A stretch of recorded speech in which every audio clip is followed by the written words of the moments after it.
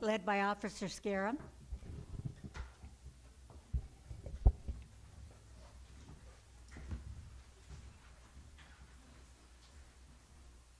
Please join me in the Pledge of Allegiance. I Pledge allegiance to the flag of the United States of America and to the republic for which it stands, one nation, under God, indivisible, with liberty and justice for all. Thank you, sir. Okay, now we're on number 103. Superintendent's report. Mrs. Vaca?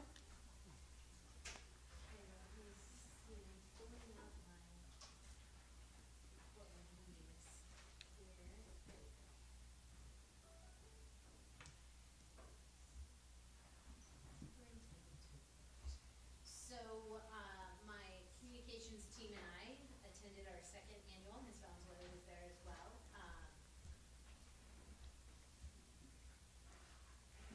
Communications and public relations conference in Little Rock. Last year it was really groundbreaking for us in how we started to look at our website, communication, all of those things. This year we were able to catch up on, to kind of snag some smaller things, but this is one of the conferences I think that will begin to go every now and then for updates. Parrish has an excellent, we're going to move more virtual with them instead of attending the conference every year, and Parrish works with them through rooms and all those great updates and things like that. But it was a good conference. What did you think, Mary? I thought it was great. When I went last year, it was just to see what we were doing. But this one, I understand what room is it. It's a communication to make ourselves very transparent and how we can do it when the public and how easy it is if we do it through our technology. So, Exactly, and it was and great. they have tons of small updates, and so it was a great conference, though. So, but yeah, that's all really I have this month. Okay. Tag you at 104, Mrs. Vaca. Special acknowledgements. Yes, special acknowledgements. Let me go ahead and turn this around for a second.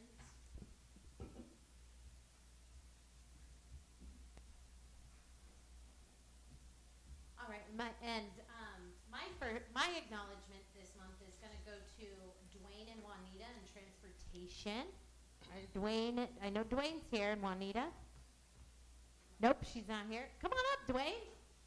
Let's give him a round of applause.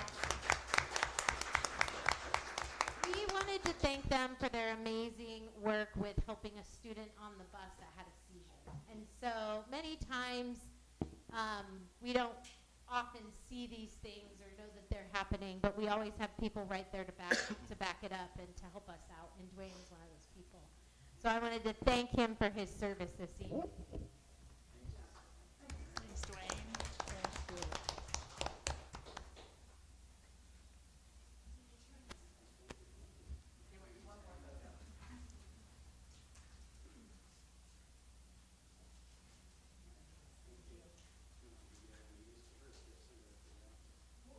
We'll take it down there, yeah. One of us will take it down there. Thank you. All right, and the next one.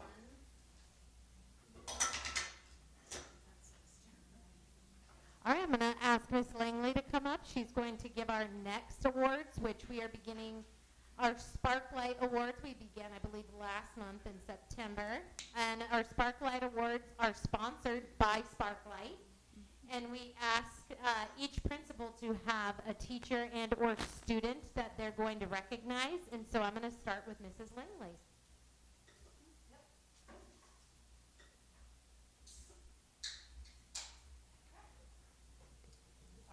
I'll start with, yeah. All right, I'm going to start with our teacher for this month, and it is Teresa Romy. Come on up.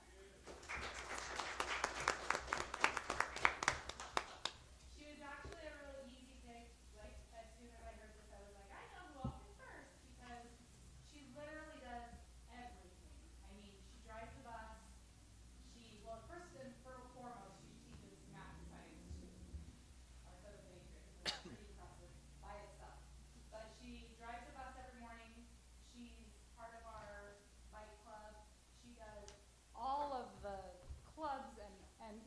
fun Mingus Mountain camp in the winter. She always attends that, which you couldn't get me up there. So she's here for the kids, and I always appreciate that about her, and she's just the greatest. So there you go.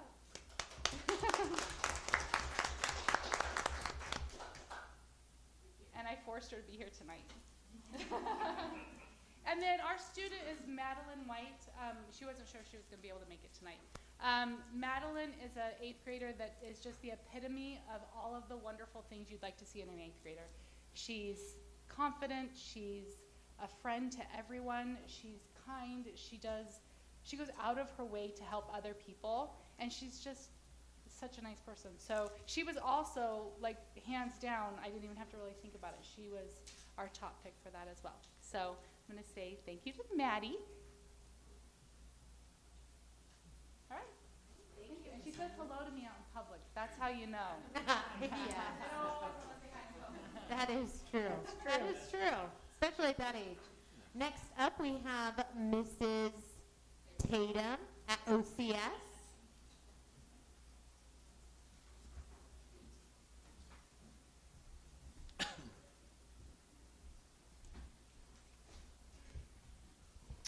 Okay, the teacher that I wanted to recognize was Stevie Culver, and she could not be here tonight, but I'm just recognizing her for her patience, compassion, and creativity that she has within her classroom. And it's not with just her students, but it's with adults as well. And I wish she was here to recognize, because she does wonderful, amazing things for our campus and our district. And she far exceeds everyone's expectations. So that's for Stevie. And then I did write a little something for my student, Brian Castro, who is here. So coming up, Brian.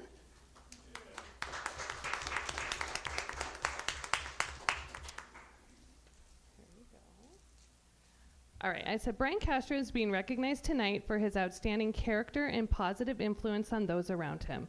He is always carrying a positive attitude, treating others with kindness, and showing remarkable patience in every situation. Brian's peers and teachers admire the way he leads by example, creating an encouraging and respectful environment wherever he goes.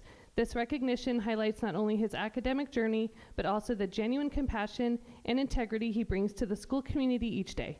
We are truly grateful to have Brian on our campus, and thank you, Brian, for the many ways you make OCS a better place for everyone. Thank you, Brian.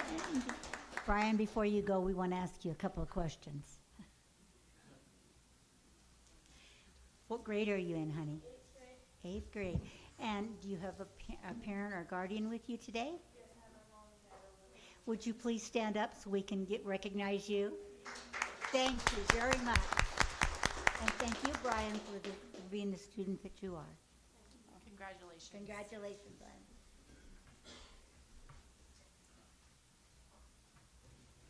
Okay, we're now down to 105, One Great Thing, and we can just go down.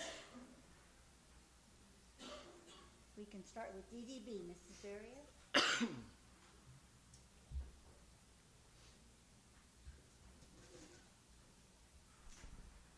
Thank you. We have our Title I bingo night actually scheduled tomorrow night, so we're excited to have that. Again, this year was a success last year.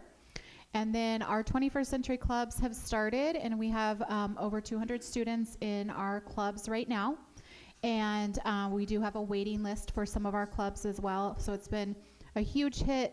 Kids are learning and having fun, and we have quite a few community partners this year, which has been awesome to see. Especially on Wednesdays is one of our areas that we need a lot of club members or club leaders, and so that has been really positive. And then coming up is one of our biggest events, other than open house typically, is our fall festival, and that's on October 23rd. And this year we're going to have some food trucks there instead of doing our own food, and we'll have our booths all set up and jumpies and all of that, so we're looking forward to that and planning for that right now. In order, or do you want? Just go on down and over. Okay. Yes, Do you Mrs. want me to Black. pass it down? All right. So first, I wanted to talk about the Fall Fiesta. It was our second annual in conjunction with Hispanic Heritage Month. huge success, huge. I would estimate between 500 and 600 people there. We had 222 of the students. That was just them, not including all the families that came with them, and just other community members and stuff. So I'm guessing at least 500 to 600 people. This year, we also included the traditional folklorico dancing. And so we had, with the help of Mr. Altringer and Miss Felix, a lady that actually drove from New Mexico for 2 Saturdays to work with our students that volunteered to be part of this. So she taught Miss Felix and the students the dances. She donated the dresses and the attire for the students to wear. And so they learned the dances. They performed 2 dances. And then our Los Lobos Mariachi Guitar Club also performed. It has grown to like 21 students, 1st through 8th grade. Some of the older kids, the 8th graders, performed on their own. And then at the end, we did an entire performance of the entire group with one of the mariachis that came down last year from Phoenix. He also came down on a couple Saturdays to work with the students. And then, so they all performed together at the end. We had huge community support this year. We had food donated from Pepe's, food donated from Plaza Bonita, and Seduxo was a huge part of that, of donating food. And then the new restaurant that opened, Golden Treble, it's one of our families, and so they actually prepared most of the food for us and also donated a large amount of the food. So could not have done it definitely without them, but it was just a really great night. Piñatas being broken, music. We even had a lowrider from back in the day come in, and then a lot of the district administration came over to help. So Miss Winters, it is unfortunately flu season seems to be hitting early, so we had some staff members out that got sick, and so Miss Winters came over and filled in. Thank you. And Mr. King showed up with the superintendent from Mingus, and so it was a really beautiful evening. Thankfully, the weather held up.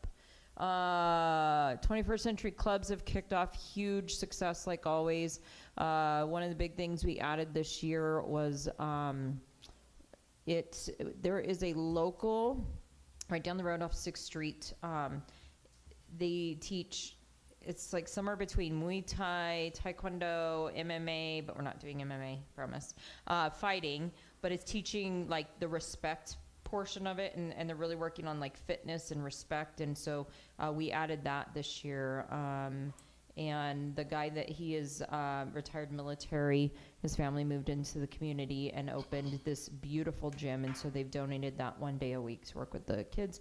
And then athletics is going good as always, and we're wrapping up seasons pretty soon for volleyball and flag football.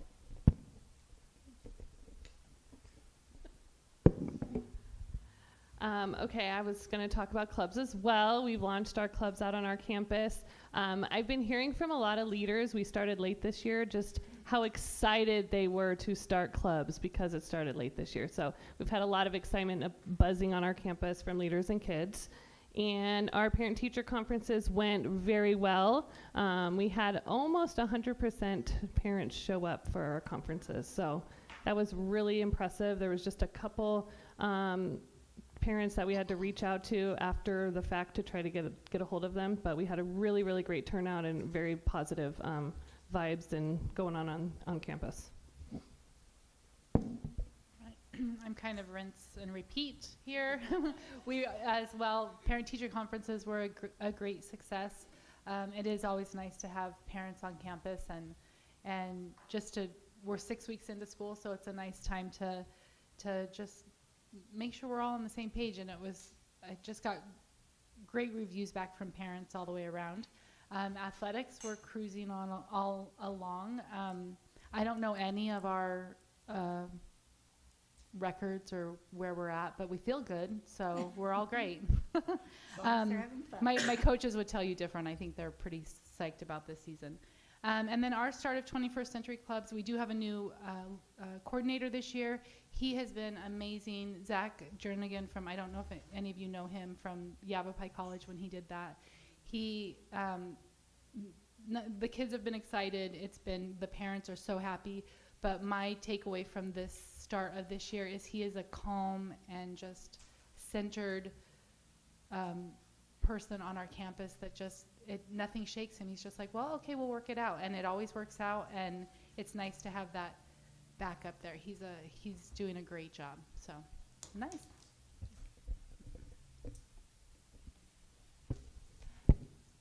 Speaking of clubs, we had our annual fall FFA barbecue, and by annual, I mean this is the second time we've done it. The purpose of the fall barbecue is to build community, recruit new members, and it's also part of the chapter awards. So when the chapter gets evaluated by the Arizona FFA, they get certain points in different areas. So this is one of the ways they can get points in that area of the rubric. And the food was provided by Sodexo because none of our critters were quite ready.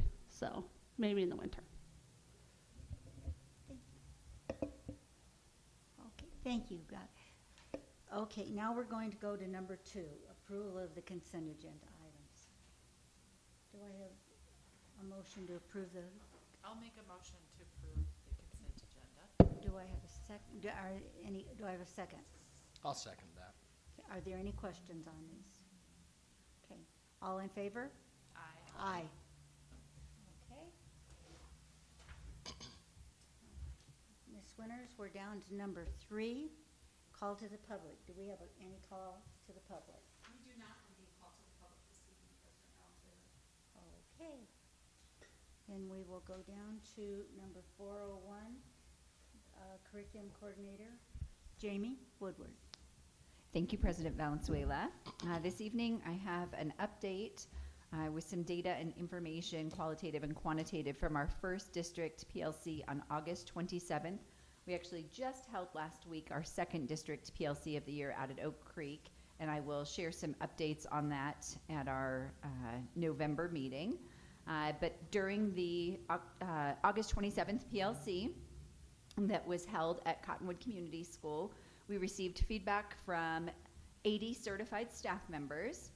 94% of the teachers rated the PLC a 4 or a 5 on a 1 to 5 scale, which is actually up from last year's 90%. So typically we have a very high rating percentage from teachers. They appreciate the collaboration, the time, the discussions. And then I've included some comments for you all to read as well. We also have beginning of the year teacher ratings. Overall, how is the start to your school year? 83% of staff rated the start of the school year as a 4 or a 5. That is up from last year with 75% rating a 4 or a 5. And as Superintendent Vaca and I walked through the PLCs, we were commenting on the fact that in general this year, with all of the initiatives last year, everything is flowing much more smoothly right from the start. People are having discussions about assessments, about instructional strategy, student engagement. We believe is due to the work that we did with the implementation of the new ELA curriculum last year with Project Momentum. It's like we hit the ground running this year. So that was positive feedback that we saw. I also included some comments for board members as well that came directly from the survey. The last update that I have for you, we offer extensive professional learning for salary advancement in the summer. We have a very robust program that we offer, but we have received feedback from teachers that many would like to participate in more opportunities throughout the year. And so the Department of Education has actually been looking at other states like Louisiana and Mississippi who offer statewide assessment platforms for benchmark assessments in addition to their end of the year state summative assessment. Superintendent Vaca and President Valenzuela attended a session a few weeks ago where they actually went into detail a little bit more on that. And so the state has started to tiptoe into that area. They have offered a new program that they are piloting this year. The program name is NAVI. It is from Pearson. Pearson is also the maker of the statewide assessment, AASA. and AZ-SCI. And so we are going to pilot that assessment platform. It is a formative assessment platform that teachers can use throughout the day, throughout the year, to assess standards in grades K through 12, ELA and math. And so beginning on October 9th or October 23rd, teachers will participate in a 15-hour, year-long opportunity to learn about the program, use it in their classroom, and then give us feedback to compare our current system, Illuminate DNA. And so how that looks for the district moving forward, we have a paid contract with Illuminate DNA. We'll be watching to see if the state will continue to offer this program for free into the future, what our teacher feedback is, and potentially could that replace or could it integrate with our current assessment system. So we have about 20 teachers already that have signed up to pilot the program, and we'll be also allowing teachers to use the program even if they are not piloting the program. But this is an opportunity that they can choose to participate in, and we're looking forward to that feedback. And then, was there anything else on there? Let me just zoom in a little. Yes, next district PLC is on October 29th at Mountain View Prep. And I look forward to updating you all on NAVI, looking at the reports, maybe sharing some of those reports as well at an upcoming board meeting. Thank you. Okay. The students, we're on 501, Student Support Services update by Dr. Alley. Yes, hello. Okay.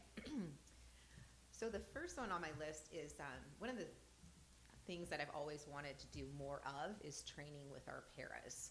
It's always been really hard to get time with them because they're always with students, and on Wednesdays when we have PLCs with staff, they're usually doing clubs, and they're hourly, so they can't go over a certain amount of hours a week. So Teddy and I got creative this year, and we made sure that we partnered them with either a exploratory teacher or a focus teacher on Wednesdays for clubs. So now I get to switch out and do some training with paras every other week, and then I get to meet with focus zone teachers on the other week. So we got strategic, so I'm really excited about that this year. And our paraprofessionals, they deal with a lot of student behavior, so we are really focusing on that right now. And we're going through a program through Behavior University where they're learning a lot of the applied behavior analysis behind behavior. We had our first meeting today. It was great. We talked about operationally defining behavior and did some activities. And I think they're really just excited to get some information and ways of how they can help support our students behaviorally. On top of that, our BCBA that we're contracting with the district, she's going to be going out and working with our paraprofessionals in their classes with their students and helping with real-time issues that they're dealing with. So really excited about that opportunity. On top of that, we started a 3-year commitment with PBIS through the Arizona Department of Education. PBIS is Positive Behavior Supports and Interventions, and DDB is our pilot school that's going through that. We started our first training, I think that was about a month ago, a couple weeks ago, and we have another one in December, so they are already launching some of the pieces that they're doing with their staff. And one of the first activities they're doing is something called 5 to 1. It's about giving positive reinforcement to students 5 times to every 1 correction. And so we're going to start really keeping track of that, making sure that we know that these positive reinforcements, positive comments, and positive ways of reinforcing students' behavior is a lot better than trying to correct behavior all the time. So we're really trying to flip our script and focus on that. Also, Cartwheel, I've mentioned Cartwheel before. This is a virtual counseling option that our families have, and it's being provided through the Arizona Department of Education. We currently have 11 students receiving care. We have 14 referrals out right now waiting for parents to accept, and 5 intakes going right now. So it's really starting to pick up, and our families are taking advantage of this amazing opportunity. And so those other Wednesdays, when I'm working with Focus Zone teachers, we're focusing on Character Strong Tier 2. So we're getting together, we're talking about different interventions that we can do with students at the Tier 2 level. We launched our universal screeners throughout the district, which was, they were screeners for general education teachers. They just did a quick little 5 questions on students and just how they are, does behavior get in the way of learning, is there like internalizing, but it's 5, just kind of like a Likert scale of 1 to 5 or 0 to 5. And so that was really great. So now we're meeting once a month, and we're going through those, really talking about kids, talking about interventions, what can we do to get the students more engaged. And we also talk a lot about attendance. We know that students that don't come to school feel disconnected to their friends and to the curriculum, and attendance is usually the #1 cause for behavior. So we're looking at those kind of frequent flyers. What can we do to motivate them to get back to school? And then there's also the Cartwheel School Avoidance Program that we're making referrals to for students that have high absentee rates. And that's it. Thank you. Okay, Jamie, you're up again for curriculum coordinator update. You did that already? So we're on 601, and that is going to be done by Tammy for Matt Dahl. Good evening. I think I'm going to take it from here and actually do the next few. So Yeah, you don't have to. Matt has been busy. He's been running around. He's been taking keys and giving keys and rekeying, and all in the name of security here, but it's been going good. I guess Northern Arizona Home Pros donated new window screens for the 300 building at CCS. CES, he's working on rekeying areas on campus for better security. DDB septic update. The assessment to be done to confirm total rate flows from the school. We knew we needed the assessment. I believe that SFOB is actually going to pay for it. It's still in the grant writing process, but fingers crossed, it's not something we'll have to pay for. They will need to excavate the septic tank on the south side of the campus to install the risers for access to clean the tanks and allow sampling for testing, and the engineers are working on the project design. They did walk the roofs at DDB and MVP, so I'm going to just combine that. We're waiting for quotes, and we're hoping that SFB will pick it up as an emergency. DDB would probably be first, as I believe it has the most extensive work that needs to be done on it. But instead of replacing, they are looking at repairing. Sorry, I've got a cold. Oak Creek new well project, the application was accepted. They're awaiting the design and scope development. District, the automated gate for transportation is being scheduled. They did 3 school county health inspections, are complete. The others are to be scheduled. And again, rekeyed multiple locks at the district office for added security. And that, I think, is all Matt had on his. And now you're up next. Now I'm up next. So, we are working in the business office right now on the financial report, general ledger closeout for fiscal year 25. And this includes balancing with Yavapai County Educational Services. It's crucial to ensure financial accuracy and transparency for the fiscal year. We are still training with Tyler on our accounting systems. We've been working on the piece of onboarding new staff to make that transition smoother and again go towards that paperless goal. So as an applicant, they would come in, they would fill out an application in one spot. It would then go through a workflow to whoever the supervisor was that was hiring the position. Once they've decided on somebody, it would then go to HR. HR would be doing what they needed to do to get the onboarding paperwork done. All paperless in a file. Auditors have access to it. It's secure data. And then it goes into payroll, and payroll will actually be able to pull that information in. So there won't be as much data entry, little room for error in all of that. So it's going good. I think we're going to still hopefully meet our end of the year going paperless by January. It's a big learning curve, though, for a lot of people. Yeah, it's going to happen. It's going to happen. We're going to get there. Transportation, we're still struggling there. I had a meeting with Daniel. I think at this point, As far as full-time drivers, right now, we only have 3. I know that Danielle's driving full-time. I know our mechanics are driving full-time. Kat's picking up where she can. We are exploring incentives to attract and retain qualified drivers and stabilize the staff.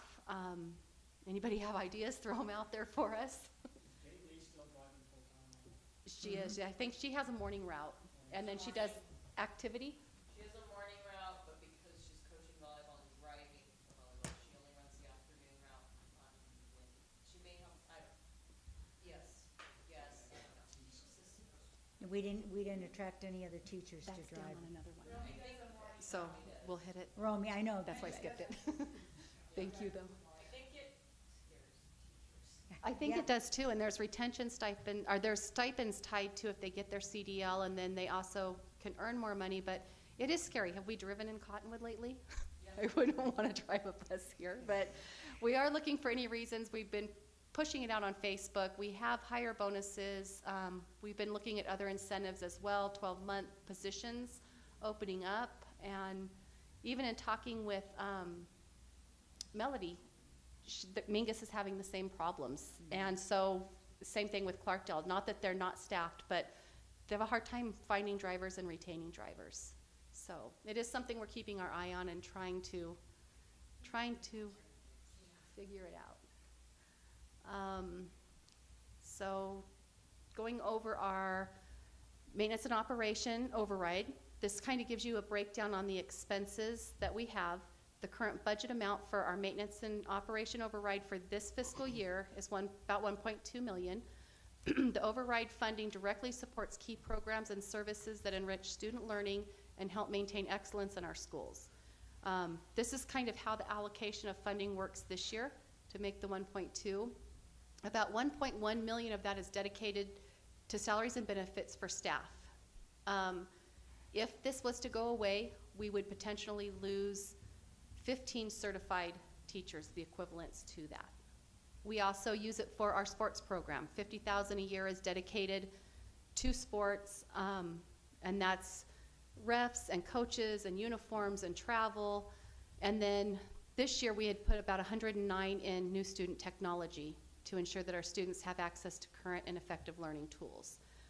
Without that, in today's world, we're struggling to keep up with broken laptops. So it has some reserves, and we use that money for that. So these investments are essential to continued success of our students and schools, allowing us to offer a broad and enriching education experience beyond just the core academics. We thank our community for its ongoing support and partnership in preparing every student for a bright future.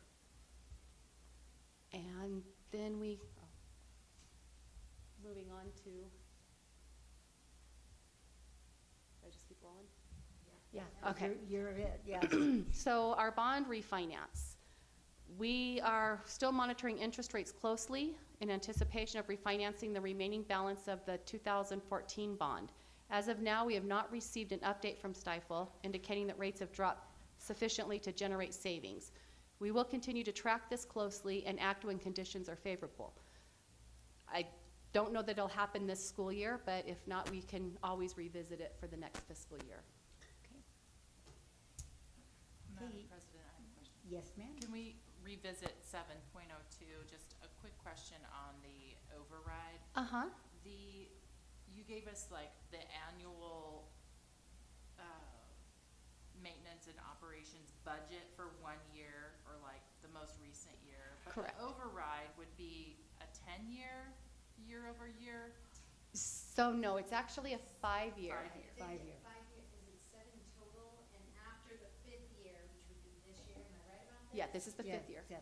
Then it starts declining, which is why we went out for. We're sunsetting now. Yes. Mm-hmm. And But then we we, have 1 more year. if we get it this year though, the 7-year term starts Starts again. again. And then at 5 years, we go back out. Correct. Okay. And we've been to a couple different places and have had some pretty positive support with that. I have actually had several of my neighbors who asked me about it, and I told them what's going on, why we need it. So we're trying to get the word out. Or do it out. In our local community. Right. And also out in Cornville, I think, on the 11th,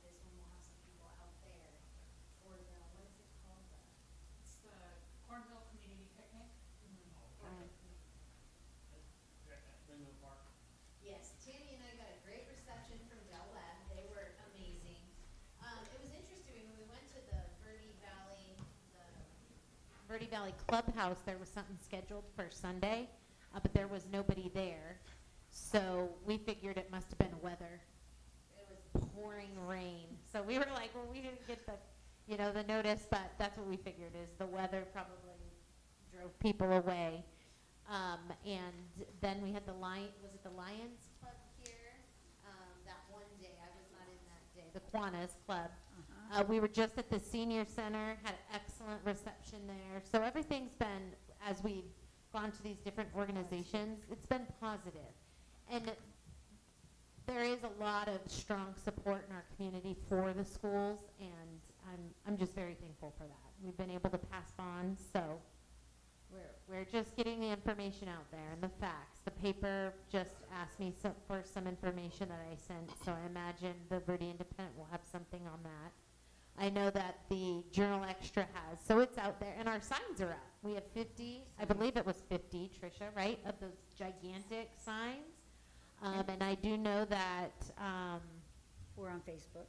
Yep, and the associations like the Cottonwood Education Association and the Mingus Education, Arizona Educate with AEA, they have been great about, you know, really pushing, what this is and why we need it. They're in full support of it, which we are thankful for as well, because we just provide the facts, but we have a very supportive community. Okay. Now we are on the board report. Do I have, well, I'll start. I got to go to Apogee, and it was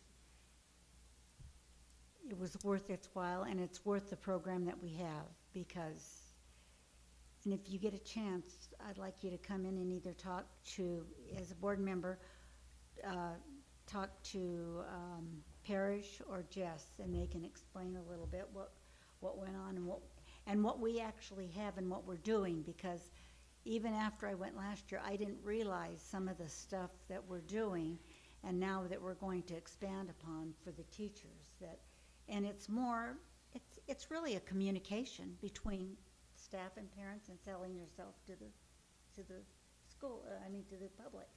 So if you get a chance to do that. And then I've been to a couple of games, but I didn't get to go to some of the other stuff, and I'm sorry. I'm trying to be better at that.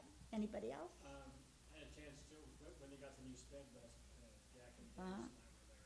And I've ridden on a lot of school buses in my life. This one, we went down Bay Springs, all those curves and circles and everything else.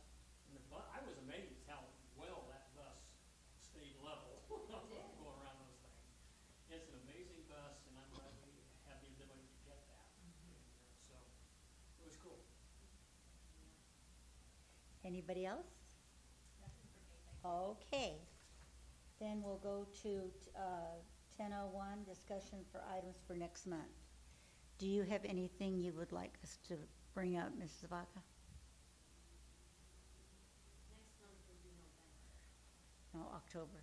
No, November. This is Oh, this is October. Well, it's just October 1st. The 1st. Is there Anything that you would like us to investigate deeper as far as a study session for November, or No, but I would like to continue with Jamie's report on the PLCs.